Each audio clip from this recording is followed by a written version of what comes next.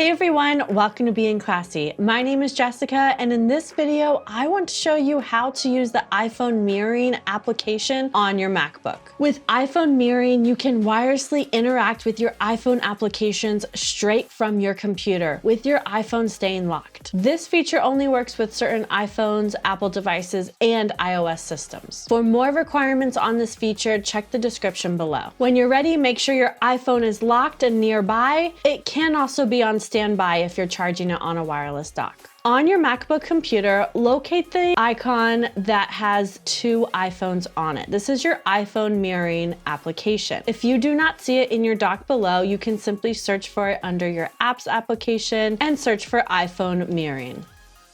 Select continue when you're ready, and then it'll prompt you to unlock your iPhone. I will enter in my passcode to unlock my iPhone and use it on my Mac.